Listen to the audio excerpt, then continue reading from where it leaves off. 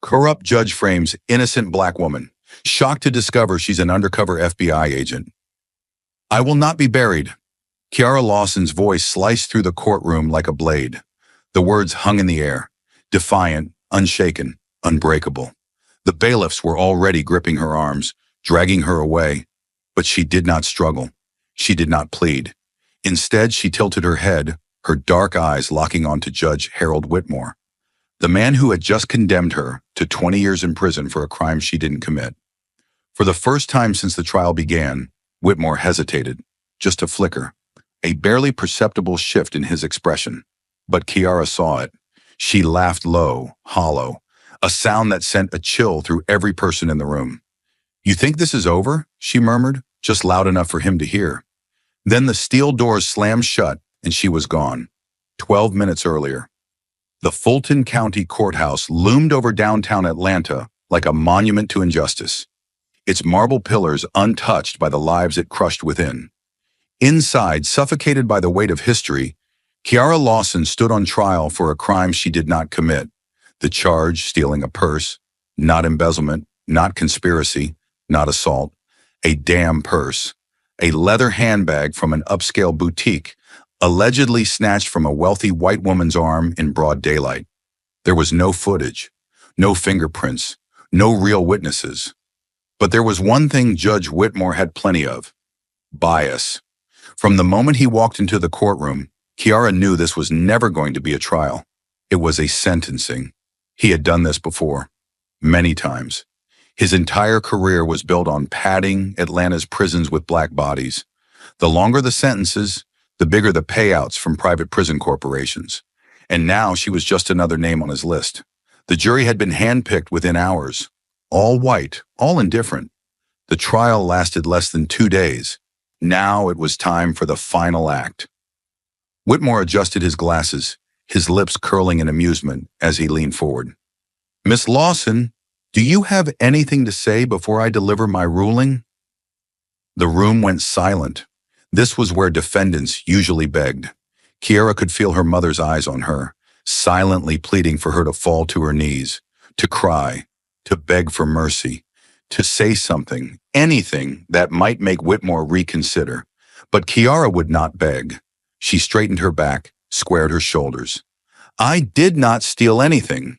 A murmur rippled through the crowd. Whitmore smirked. Juries tend to disagree, Miss Lawson. Kiara stepped forward, her chains rattling against the floor. You think you own this city. You think you own the people in it. You believe that robe makes you untouchable, that your backroom deals and dirty money will never catch up to you. The smirk vanished from Whitmore's face. Someone in the gallery gasped. A bailiff shifted uneasily. Whitmore's eyes darkened, his voice a growl. Miss Lawson, you are dangerously close to contempt of court. Kiara smiled. Good, because I hold nothing but contempt for this court. Whitmore's jaw clenched.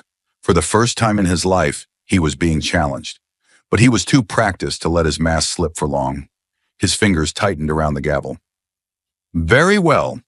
The wood struck the sound block with a thunderous crack. Kiara Lawson, you are hereby sentenced to 20 years in state prison. A wail tore through the air. Kiara's mother collapsed onto the bench, shaking, her cries swallowed by the stunned silence of the courtroom. The reporters stopped writing. The spectators stopped whispering. Even the police officers standing by the exits looked uneasy. Kiara, however, did not move, did not flinch. She simply smiled, her gaze boring into Whitmore's like a promise that he would regret this day. And when she finally spoke, her voice was steady, sharp, and unbreakable. I will not be buried. The moment Kiara Lawson stepped past the steel gates of Fulton County Jail, she knew she wasn't walking into a prison. She was walking into a war zone. The air inside was thick with sweat, mildew, and something more sinister. The weight of hundreds of forgotten souls, people thrown into this place not for justice, but for profit, for control, for power. The guards didn't acknowledge her as a human being. To them, she was a number, a new body to break. The first punch came before she even reached her cell. A fist slammed into her ribs, knocking the air from her lungs. Kiara stumbled forward, her shackled hands stopping her from bracing for impact as her knees crashed against the cold concrete. Laughter echoed around her. She sucked in a breath, wincing as pain flared across her side. "Welcome home, sweetheart," a voice drawled above her. Kiara looked up, blinking against the fluorescent glare, and met the smirking face of a correctional officer, Officer Dwayne Mills. A man built like a brick wall, arms crossed over his broad chest, his uniform stretched tight over a belly that spoke of too many free meals at the taxpayer's expense. His cold blue eyes held no sympathy, only amusement. She didn't have to ask why. She already knew. This wasn't about a stolen purse. It had never been. This was Whitmore. This was a message. "The judge doesn't want you living too long in here, Lawson," Mills muttered, squatting down so his face was just inches from hers. His breath reeked of coffee and cheap tobacco. "That means you're mine now, and I don't like problems." The other guards laughed, standing just a few feet away, making no move to stop him. Kiara gritted her teeth. She refused to give him the satisfaction of fear. Mills grabbed her chin, tilting her face up, examining her like she was nothing more than an insect beneath his boot. "Nothing to say," he mused.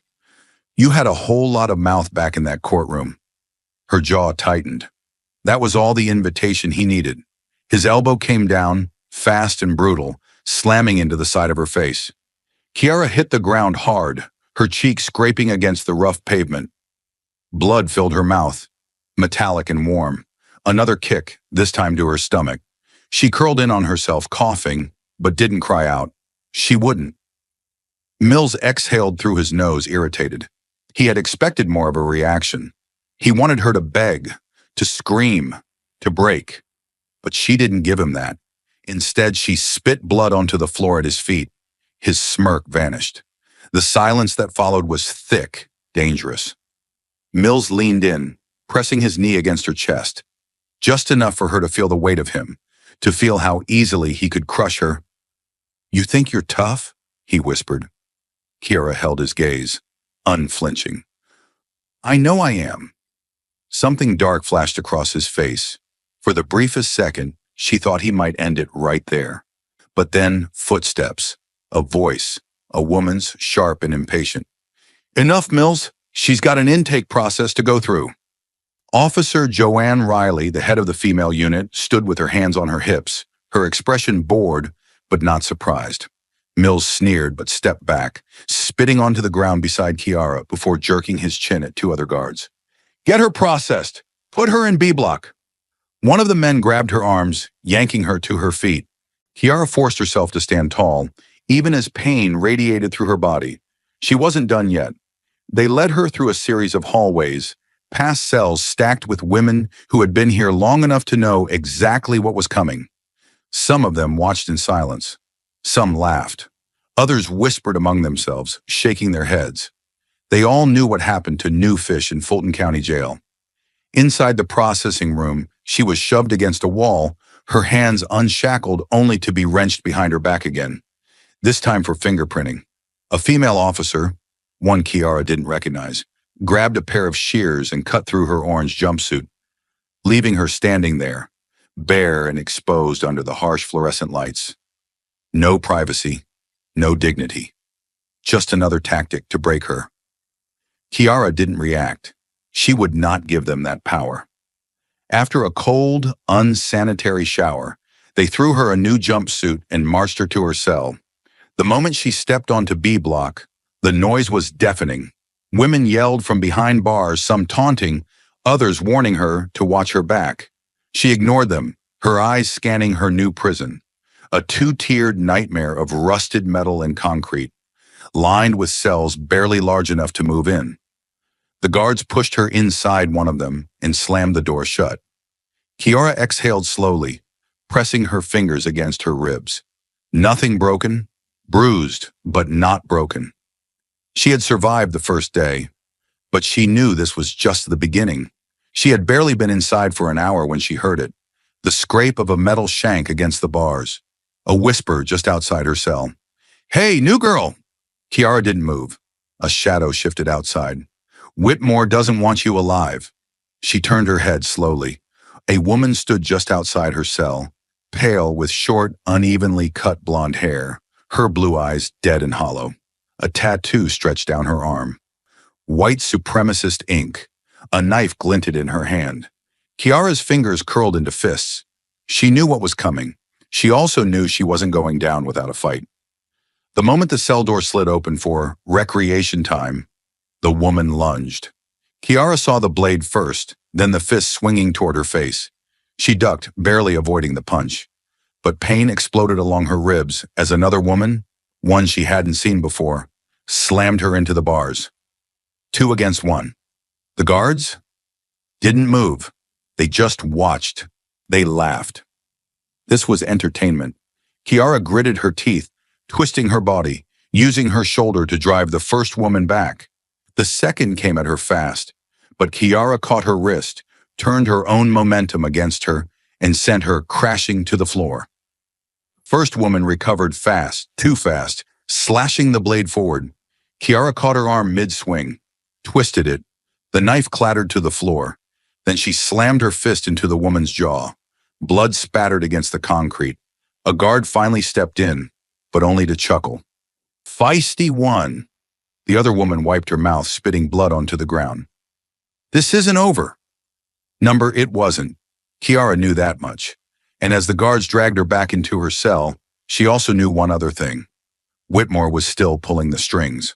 And this was just his opening move. But the system didn't just want Kiara locked away. It needed her erased. A simple conviction wasn't enough.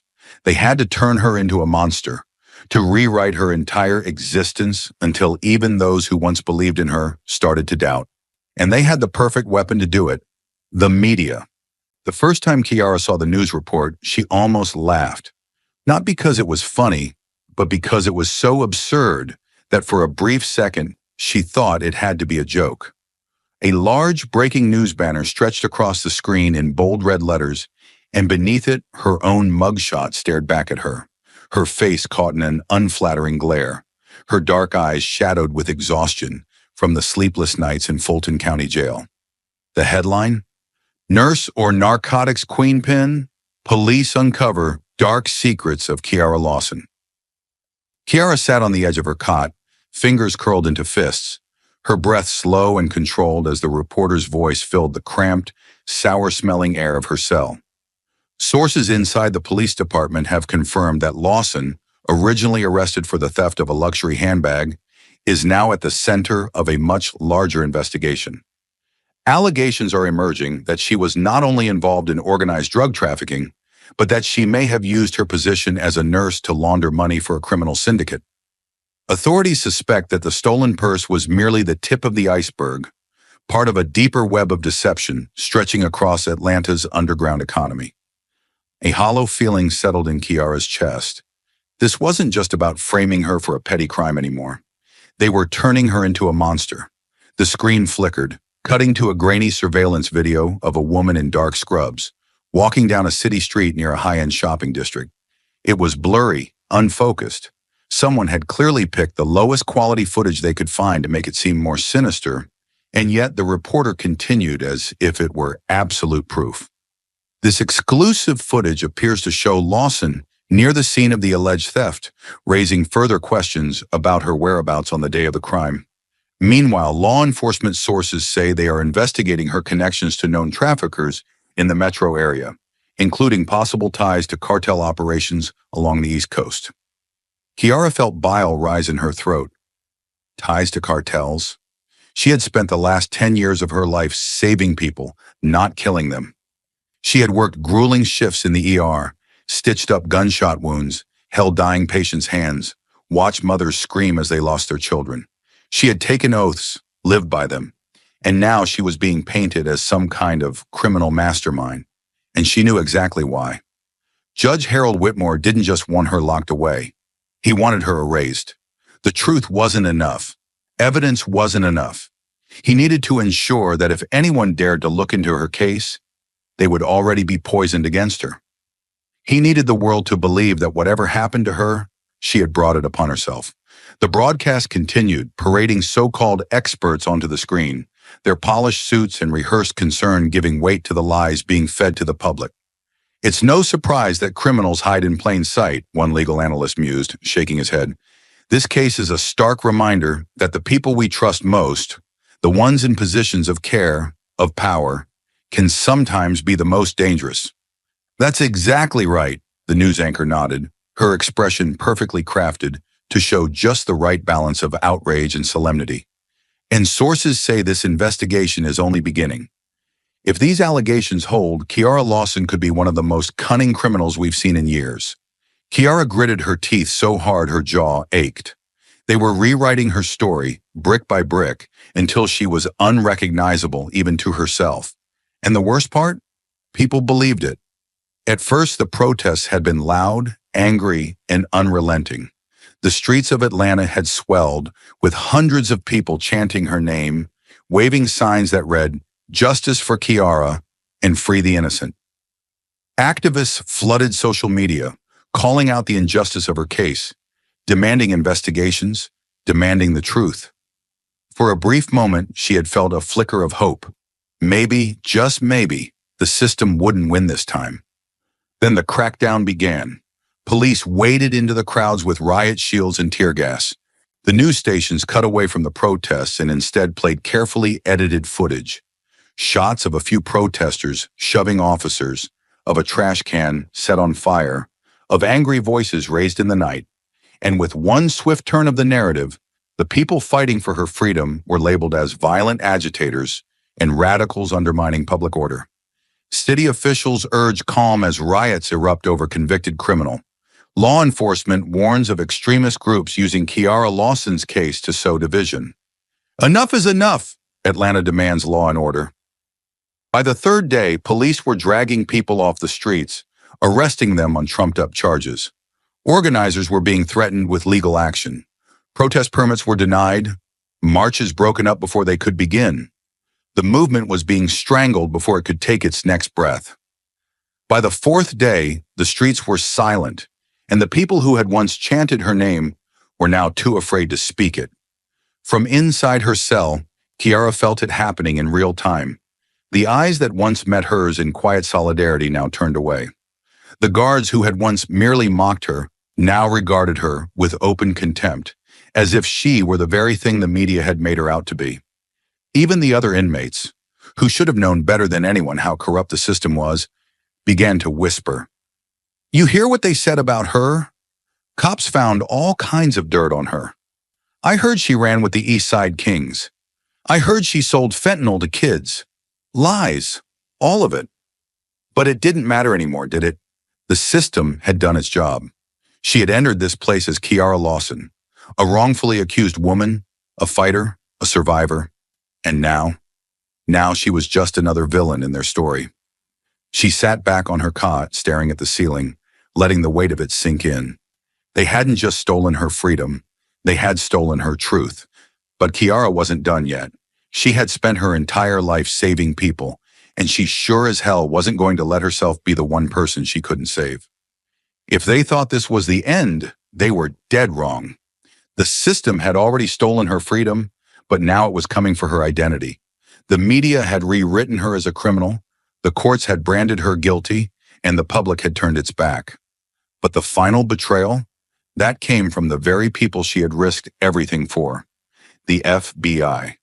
Kiara Lawson had always known the FBI played by its own rules, but she had never expected them to erase her like she never existed. She had given them everything, her time, her loyalty, her blood.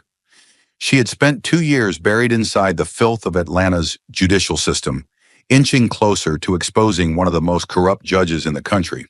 She had worked her way into the underbelly of Whitmore's network, documenting the payoffs, the falsified rulings, the secret deals that kept the prisons full and his pockets even fuller. Every conviction he handed down came with a price tag. 20 years for a minor offense if the right people paid to keep black bodies locked up. A slap on the wrist for a white-collar criminal who knew which briefcase to hand over. Kiara had seen good men rot in cells while rapists and murderers walked free, and she had risked her life to take the whole operation down. And now she was rotting in one of those very same cells, and the people who sent her in had left her to die. When the charges against her first surfaced, She had expected the FBI to intervene immediately. She had expected her handler, Agent Derek Cole, to kick down the courthouse doors with a stack of classified files and rip Whitmore's empire apart. She had expected to be pulled from the jail within hours, escorted into the safety of a blacked-out SUV, while the news ran headlines about a federal sting operation taking down Georgia's most corrupt judge.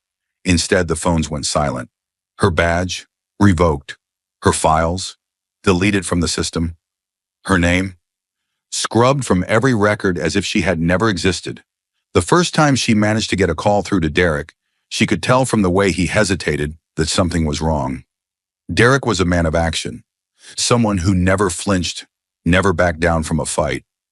He had been the one to bring her into the FBI, the one who had trained her, the one who had convinced her that sometimes change had to be made from the inside. But the man on the other end of the line wasn't the same one she knew.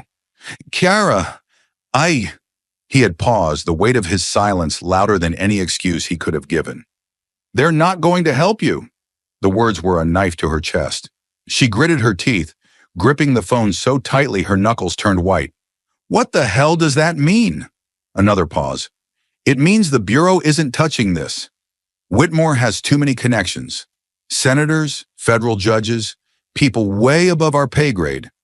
You were never supposed to get caught, and now that you have, his voice wavered, guilt thick in his tone. You're on your own. Her stomach dropped. For a long moment, she couldn't even breathe. You're telling me they're just going to let me rot in here? Her voice was a razor's edge, sharp and disbelieving. I'm telling you that if they admit you were working undercover, they'd have to admit they sent you in.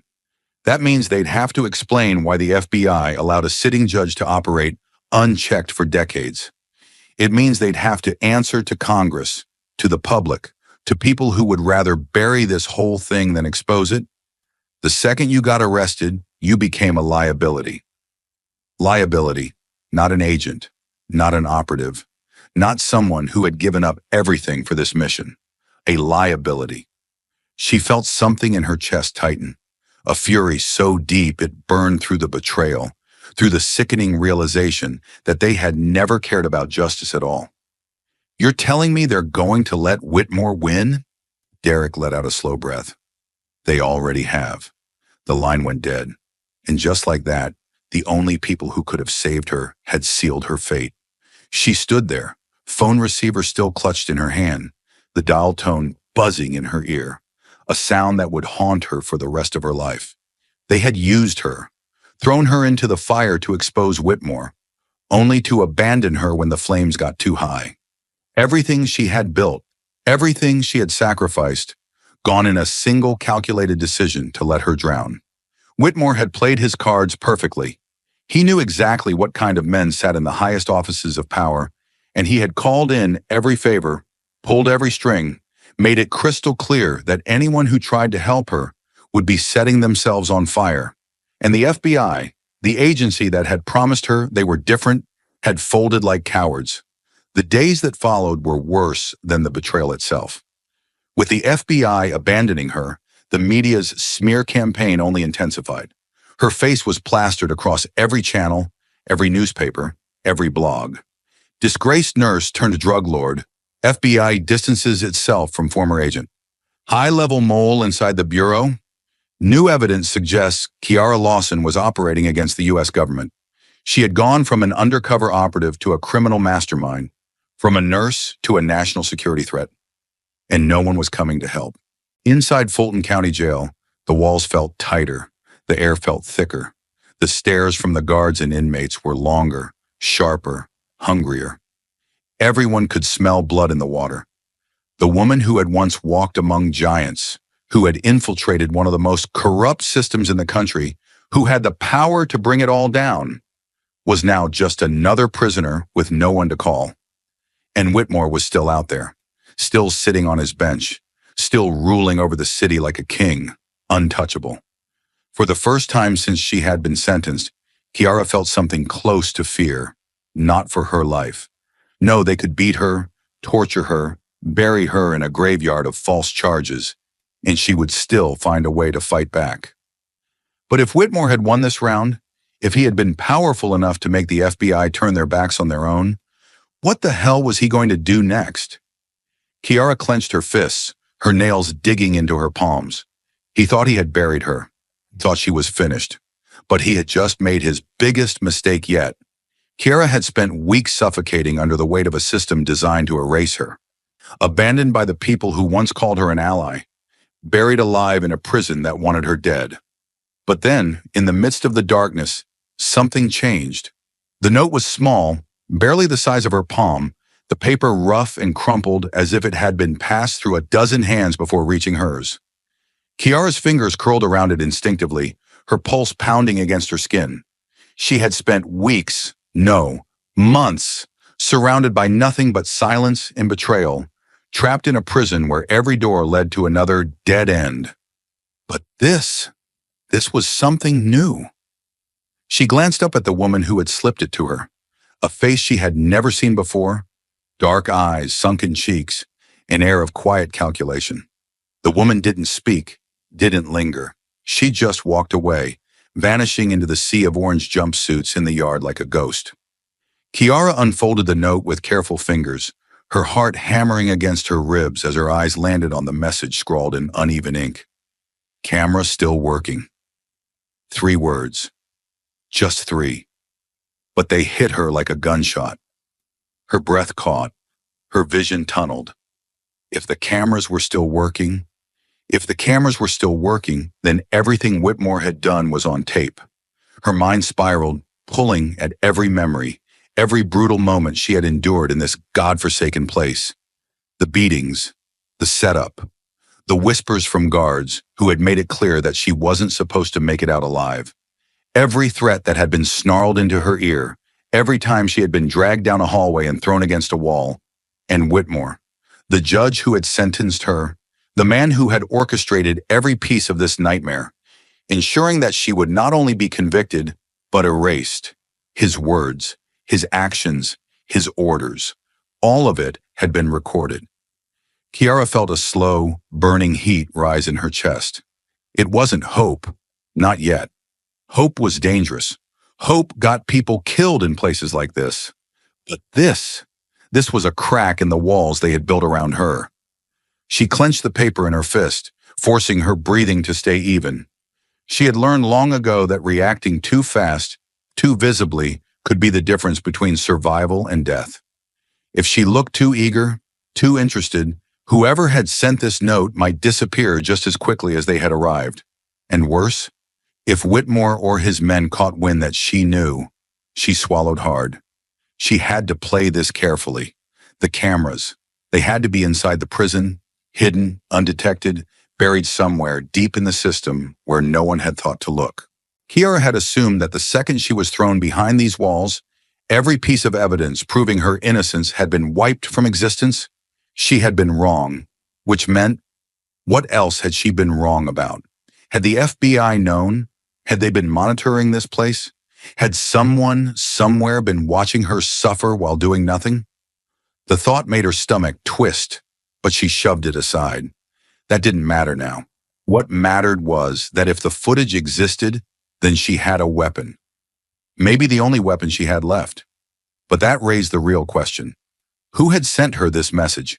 She turned her gaze toward the prison yard, scanning the faces of hardened criminals, lifers, women who had long since accepted that the outside world would never touch them again. Who among them had risked everything to get this to her? And why? Was it someone looking for an alliance? A former cop, maybe one of the few who still had some twisted sense of justice left? Or was it someone who had lost everything because of Whitmore? Just like her fingers tightened around the note. She needed answers, and she needed them fast. The prison's security system was locked down tighter than a government black site. Every file was encrypted, every camera feed restricted to a select few terminals buried deep in the admin wing. The only people who had access? Warden Mallory and his inner circle, which meant breaking in physically was impossible. Hacking it from the inside? That was a different story. Kiara had spent years undercover, learning exactly how to slip through firewalls, override access logs, and retrieve data that wasn't meant to be found. It was how she had infiltrated Whitmore's network in the first place, digging through digital skeletons, connecting bribes to sentences, following the money trail that led straight to his throne. And now she was about to turn his own system against him. The problem? She needed a way to get to a terminal without setting off alarms. The solution? She already had one. Kiara had spent weeks mapping every guard rotation, every blind spot, every moment when the security room was vulnerable. She knew that for exactly 90 seconds every night, the hallway leading to the admin wing was unguarded, a flaw in the system that no one had noticed because no one expected a prisoner to do anything with that knowledge. She also knew that Officer Rourke, the laziest, most corrupt bastard in this place, always took an extra 5 minutes on his cigarette breaks. That left a window. Small, dangerous, but enough. The execution had to be perfect. At exactly 2:37 a.m., when the prison was at its quietest, she slipped from her cell, moving like a shadow through the dimly lit corridors. The cameras weren't a problem. She had already short-circuited the nearest one 2 nights ago, using nothing but a scrap of metal she'd hidden in her boot. She reached the admin door in 23 seconds, picked the lock in 12. She slid inside just as the faint sound of footsteps echoed down the hall. She was in. The security hub was nothing more than a cluttered desk with 3 monitors, a battered keyboard, and a flashing server unit that hummed with raw data. Kiara moved fast, her fingers flying across the keys. The login screen stared back at her. Restricted access. She had planned for this. Most high-clearance systems used multi-step authentication, but the prison's security was outdated, relying on fingerprint scans and 6-digit codes. She wasn't getting past the scan, but the code, that was easy. Kiara pulled a folded scrap of paper from her waistband, one she had been piecing together for weeks. She had watched Warden Mallory punch in his access code every morning, memorizing the subtle patterns in his movement, the rhythm of his keystrokes.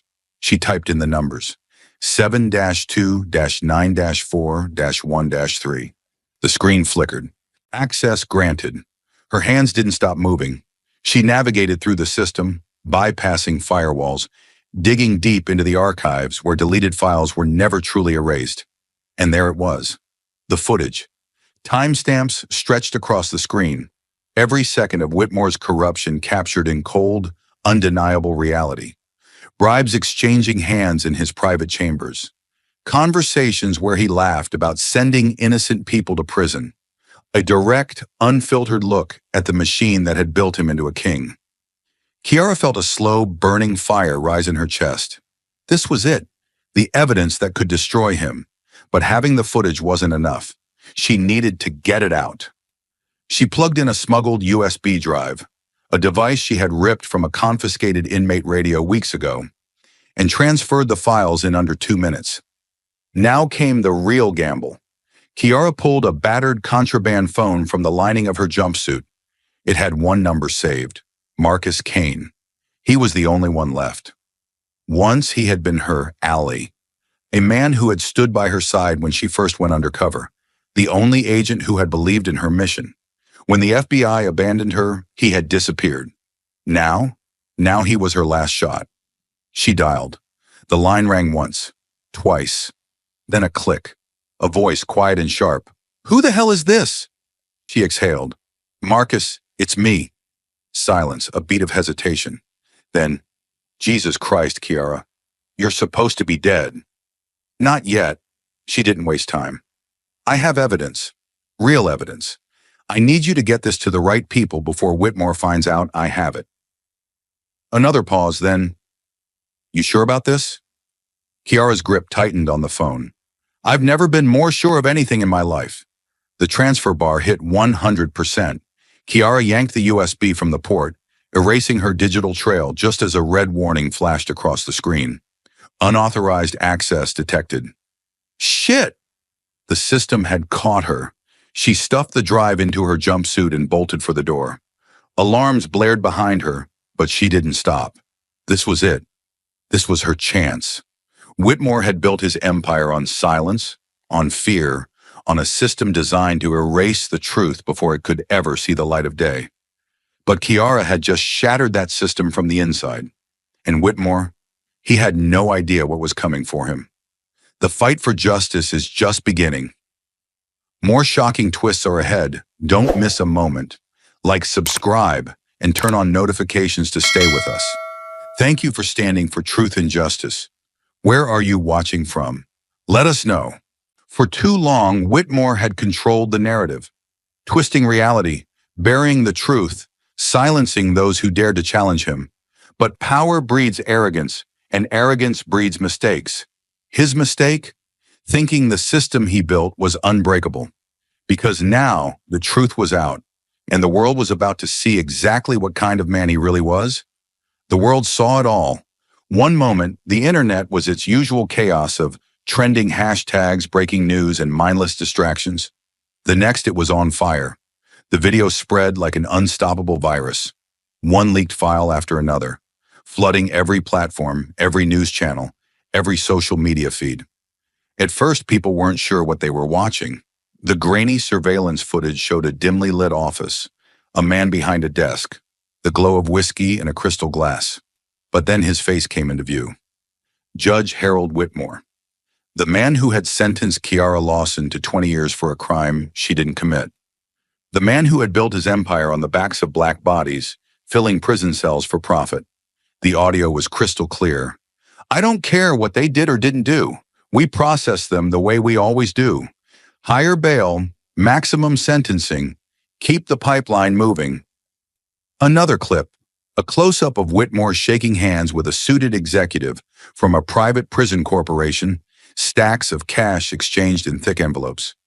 "They want more bodies? I'll give them more bodies." Then the final damning footage, Whitmore sitting in his chambers, sipping bourbon while laughing with a prosecutor. "The Lawson case? Oh, please, you think I care if she actually stole the damn purse? She's a nobody. But a black nurse with a felony record? That's good business." His words were poison, and the world drank in every last drop. By the time the first clips hit Twitter, it was already too late for damage control. Within minutes, hashtags were trending worldwide. "Justice for Kiara Whitmore exposed, abolish private prisons." Tens of thousands of comments flooded in. "This is worse than we thought. How many lives has this monster destroyed? This man is literally selling human beings to the prison industry. This is SLAVERY 2.0. Kiara was right. They buried her alive while he cashed checks." The outrage wasn't just online. It bled into the real world like gasoline meeting fire. News anchors struggled to keep up with the breaking developments. Every major network interrupted its programming. Tonight, shocking evidence has surfaced. Footage that appears to show Judge Harold Whitmore engaging in systematic corruption, deliberately sentencing minorities to harsher punishments in exchange for kickbacks from private prison corporations. Politicians scrambled. Statements were released. Some tried to condemn him. Others stayed silent, knowing they had taken money from the same people who owned Whitmore. The people? The people weren't waiting for politicians to act. It started in Atlanta, where crowds gathered outside the Fulton County Courthouse within hours of the leak. 100 voices turned into 1,000, then 10,000, then more. Handmade signs, banners, megaphones. Free Kiara Lawson. Judge Whitmore, the real criminal. Blood money, justice system. The chants thundered through the city, rattling windows and shaking the streets. And then, like a shockwave rippling outward, the protests spread. New York, Los Angeles, Chicago, Houston. Cities coast to coast saw crowds surge through their streets, demanding Whitmore's arrest, demanding the entire system be torn down. Outside the courthouse, a woman stepped forward to speak. It was Kiara's mother. Her voice, broken yet defiant, echoed through the city as she held up a picture of her daughter. "They locked my baby away for nothing, and we all know she's not the only one. How many more? How many families did this man destroy? We won't be silent anymore." The crowd erupted. It wasn't just about Kiara anymore. It was about every man and woman wrongfully convicted, every life stolen by a justice system that was never about justice, and the world was watching. Whitmore was a man who had spent decades bending the law to his will, pulling the right strings, buying the right people.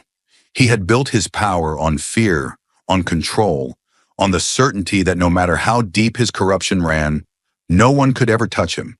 And now, for the first time, he was losing. The evidence was everywhere. The world had seen it. His bribes, his lies, his deliberate destruction of innocent lives for profit.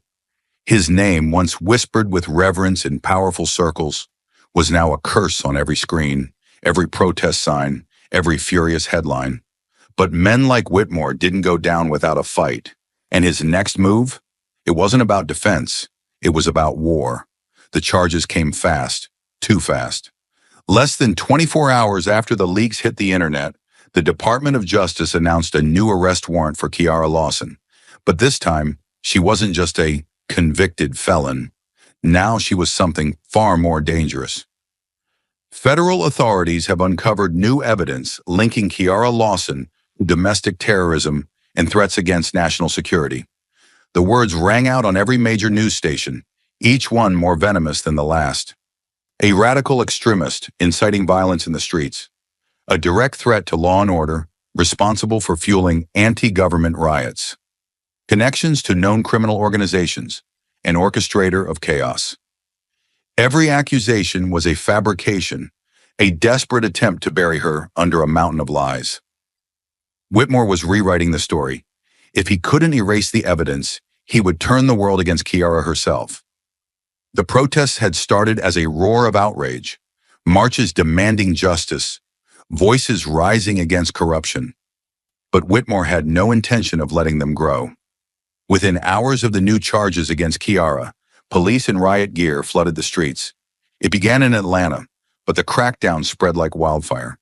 Tear gas canisters hissed through the air, exploding in thick, choking clouds that sent protesters stumbling, coughing, blinded as they ran for cover. Rubber bullets tore through the crowds, sending bodies crashing to the pavement. Screams ripping through the chaos. "Disperse immediately!" The voices boomed from loudspeakers, but no one was listening. The people weren't backing down. They held their ground as shields clashed against bodies, as batons cracked against skulls. Blood slicked the sidewalks, but still, the chants didn't stop. Justice for Kiara. Whitmore is the criminal. No more blood money sentencing. But Whitmore's marching hounds didn't care. The police weren't there to keep order. They were there to send a message. And that message was clear. Speak out and you'll be crushed. Inside her prison cell, Kiara watched in horror. The prison guards had deliberately left the TV on, as if daring her to hope, daring her to watch the world turn against her once again. Her hands clenched into fists as she saw the news crawl across the screen. FBI now investigating Kiara Lawson's alleged terror connections. Her breath caught in her throat. Whitmore had pushed too far. The brutality, the mass arrests, the accusations. It was too big to ignore. The FBI had tried to stay out of it, but now they had no choice. The entire world was watching. The protests had become an unstoppable wildfire, and now so had Whitmore's lies. Kiara knew what this meant. She wasn't safe anymore. They weren't going to let her rot in prison. They were going to make her disappear. She had only one option left. She had to get out before it was too late. Kiara knew the moment the cell block went silent that something was wrong. Prison was never quiet. The distant echo of slamming bars, the murmured conversations, the occasional outburst. Those were constants. But now all she heard was the dull hum of the overhead lights and the slow, deliberate footsteps approaching her cell. Her pulse quickened. She was being hunted. Then the metal door creaked open. 4 prison guards stepped inside, their faces expressionless, their movements precise. Not a single one spoke, but the menace in their silence was deafening. The one in front, a thick-necked officer with cold, dead eyes, tilted his head. "Judge Whitmore sends his regards." The words hit her like a blow. She had expected retaliation, but not this soon. Not like this. Her breath came slow and steady. There was no way out. The cell was small, the only exit blocked. One of the guards pulled out a sharpened shank, flipping it in his hand like a predator toying with its prey. Kiara clenched her fists. She would not go down without a fight. The first attack came fast. Kiara ducked just in time. the blade slicing through the air where her throat had been. She kicked out, her boot connecting with the attacker's knee. He stumbled, but the others closed in. A fist slammed into her ribs. Pain exploded along her side. She staggered back, colliding with the wall. Nowhere left to run. Another guard grabbed her by the throat, slamming her against the cold concrete. The shank hovered inches from her skin. She struggled, but his grip was iron. This was it. Then a blur of motion. A shadow ripped through the cell, a flash of steel glinting under the dim light. The guard holding Kiara let out a strangulated gasp as a jagged piece of metal drove into his neck. Blood sprayed. He collapsed, gurgling. Kiara fell to the floor, gasping for air. Her rescuer, a prisoner with piercing eyes and a quiet, lethal presence, grabbed her wrist. "Move!" There was no time to question. She ran. The prison alarm shrieked behind them as they tore through the maintenance tunnels. Every second counted. Kiara's legs burned as they pushed forward, past rusted pipes and decades of filth. If they were caught now, it was over. The tunnel opened into a drainage canal. Cold night air hit her like a slap. The mysterious prisoner turned to her. "This is where we part ways." Kiara met their gaze. "Who are you?" A ghost of a smile. "Someone who wants Whitmore dead as much as you do." Then they were gone. No time to question, no time to hesitate. She ran. By sunrise, every screen in the country was flashing her face. Breaking news: convicted felon and suspected terrorist Kiara Lawson has escaped from Fulton County Prison, armed and dangerous.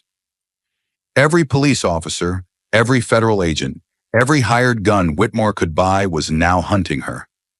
Kiara stayed in the shadows, weaving through alleyways, slipping into abandoned buildings, never staying in one place for too long. She had only one chance. She needed to contact Agent Marcus Kane. He was the last person she trusted, and he had the files that could destroy Whitmore. She grabbed a stolen burner phone, her fingers trembling as she dialed. One ring, two, then a voice. "Jesus Christ, Kiara!" She exhaled, gripping the phone tight. "I need you, Kane." Silence. A beat of hesitation. Then, "Where are you?" She gave him a location, but before she could move, headlights, engines roaring, gunfire. They had found her. Then gunfire. Kiara dove behind a dumpster as bullets ripped through the alley. Whitmore's men had found her. She ran, legs burning, lungs screaming, weaving through the streets as the city closed in around her. The safe house was an old warehouse on the city's outskirts, a forgotten relic of rusted steel and shattered windows. Inside, Whitmore was waiting. He sat behind a desk, a glass of whiskey in his hand, calm, smug. His gun rested on the table beside him. "I was hoping you'd make it." Kiara didn't speak. She stepped forward, her fists clenching. Whitmore sighed. "You think you've won?" he said, swirling the whiskey. "You think leaking those files actually changed anything?" He picked up the gun, aiming it directly at her. "Let me tell you how this ends, Lawson. You die, and tomorrow no one even remembers your name." He pulled the trigger, but the shot never came, because in that instant, the warehouse doors burst open. "FBI, drop the weapon!" Marcus Kane stepped through first, his gun trained on Whitmore. More agents followed, storming in, their weapons raised. Whitmore froze. His grip tightened around the gun for 1 second. Kiara thought he'd fire anyway. But then, he dropped it. It clattered against the floor, the sound echoing like a death knell. It was over. They dragged him to his feet, his face twisted in rage. "You think this changes anything?" he spat. "The system is bigger than me. It's bigger than all of us." Kiara stepped forward, her gaze burning into his. "Maybe." Then with quiet finality, "But you're done." Whitmore was thrown into the back of an FBI van, his empire crumbling, his power stripped away. The headlines would tell the story. The judge who sold justice for profit, the protests that forced the world to listen, the woman who refused to be silenced. Kiara stood outside the warehouse, breathing in the night air. She was free, but more than that, she had won. Thank you for watching until this moment, and for standing with us on this journey for justice. Your support means everything. Like, subscribe, and turn on notifications so you never miss what's next. And we'd love to hear your thoughts. Leave a comment below and let us know what moved you most in this story. Together, our voices make a difference. The courtroom was a storm of tension, thick with the weight of the final verdict. The air buzzed with the restless murmurs of reporters, prosecutors, and Whitmore's few remaining allies, their confidence now hollow, their power crumbling. The man who had ruled the system with an iron grip was finally in shackles. Judge Harold Whitmore stood motionless, his once pristine suit now wrinkled, his silver hair disheveled, his signature arrogance nowhere to be found. The evidence against him had been overwhelming: bribes, conspiracy, obstruction, wrongful convictions, and even attempted murder. His empire had collapsed, his crimes exposed for the world to see. The real judge, the one unbought and unafraid, cleared his throat and adjusted his glasses before delivering the words Kiara had fought so long to hear. Harold Whitmore, this court finds you guilty on all charges. You are hereby sentenced to life in prison without the possibility of parole. The gavel slammed down, sharp and final. The crowd erupted, some in relief, others in outrage. The courtroom doors burst open as reporters rushed to broadcast the verdict. Outside, the city was already on fire with reaction. Celebrations in the streets, protests demanding harsher punishment, the last remnants of Whitmore's supporters desperately clinging to a world that no longer existed. The tyrant had fallen, yet as Kiara stood there, free for the first time in what felt like an eternity, she felt nothing. Kiara had won the battle, but she had lost everything that mattered. The air felt colder as she walked down the cracked pavement of her childhood street. She had imagined this moment for months, her return home, finally free. But now that she was here, standing outside the small, weathered house she had grown up in, the victory felt hollow. Her key no longer fit the lock. She stood there for a moment, staring at the peeling paint on the door, her fingers tightening around the cold metal. She had been gone too long. The city had moved on. Her mother had died waiting for her to come home. She pressed her forehead against the door, her breath shaky. The official cause of death had been a heart attack, but Kiara knew better. Her mother had died of grief. While she had been locked away, fighting for her life, her mother had been out here, drowning in the weight of false headlines, hate-filled messages, and the unbearable loneliness of knowing the world had turned against her daughter. Kiara had thought she would have time. She had been wrong. She stepped back, her hands clenched into fists. There was nothing left for her here. She found herself standing in front of another grave that night. No name, no flowers, just a patch of disturbed earth, forgotten in the corner of an unmarked lot. The person who had saved her, the prisoner who had risked their life to help her escape, hadn't even been given a proper burial. The reports had been short, almost clinical. Killed in a prison riot, a meaningless phrase to erase a life that had meant everything. Kiara crouched down, running her fingers through the loose dirt. She never got their name, never got to say thank you. They had saved her, and now they were gone. She had fought for justice, and justice had taken everything from her. Her reflection stared back at her from the window of a convenience store. The woman in the glass was unrecognizable. Once she had worn scrubs, her badge clipped neatly to her chest, her purpose clear. She had been a healer, someone people trusted. Now all they saw was a criminal. Her medical license had been revoked. No hospital would hire her. No clinic would take her in. She had dedicated her life to saving others, and now she couldn't even save herself. The television inside the store flickered with breaking news. Whitmore sentenced to life in prison. People cheered in the streets, celebrating his downfall. But Kiara stood there, frozen, feeling nothing. She had survived. But at what cost? Justice is never truly free. It demands payment in ways most people cannot fathom, through loss, pain, and the unrelenting weight of sacrifice. Kiara Lawson's journey was not just about exposing a corrupt system or proving her innocence. It was about the brutal reality that fighting for truth often comes at an unbearable cost. Her story is not just one of victory, it is one of survival, of resilience, and of the human spirit refusing to be crushed under the weight of injustice. But as the dust settled As Whitmore was locked behind bars, and as the system he built crumbled, Kiara was left standing in the wreckage of her own life, realizing that justice had taken as much from her as it had given. The world often paints heroes in triumph, celebrating the moment when the villain falls. But what happens after? What happens when the person who fought the battle is left with nothing but scars? Kiara had spent years dedicating herself to healing others. As a nurse, she had taken an oath to save lives, to put others before herself. But when she became the target of Whitmore's corruption, that same world she had sworn to protect turned against her without hesitation. The justice system that was meant to uphold fairness had instead been weaponized against her. The media, once a beacon of truth, had distorted her story to fit an agenda.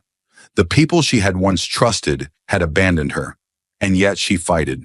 She clawed her way through every betrayal, every beating, every moment where it seemed easier to give up. She fought because she had to. She fought because she knew that if she didn't, the system would continue devouring people like her.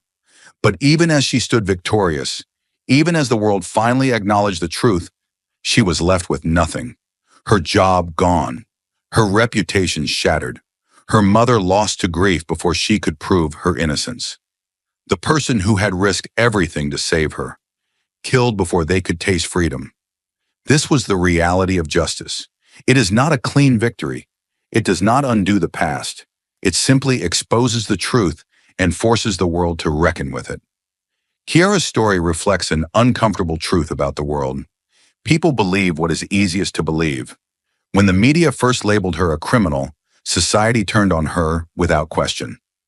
They didn't need proof. They didn't ask questions. It was easier to believe the lie than to confront the idea that the system they trusted could be so deeply corrupt.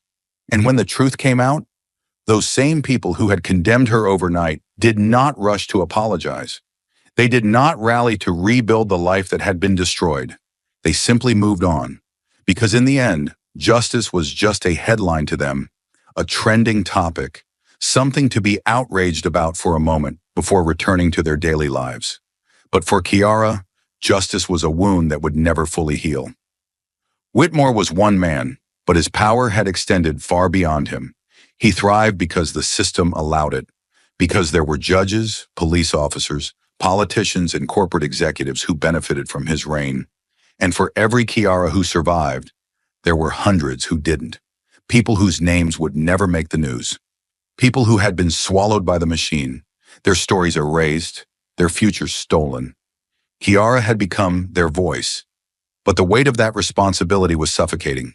She had won her freedom, but she had no home to return to, no job to rebuild, no family left to embrace her. She had fought for justice, and in return, justice had taken everything from her. So what is the lesson in all of this? Is it that justice is cruel? That fighting for what is right will only leave you broken? That the world will always choose the convenient lie over the painful truth? No. The lesson is that change comes at a price. But it is a price that must be paid. If people like Kiara do not stand up, then corruption thrives. If no one dares to expose the system, it continues its cycle, destroying lives without consequence. And though she had lost everything, she had done something that could never be undone.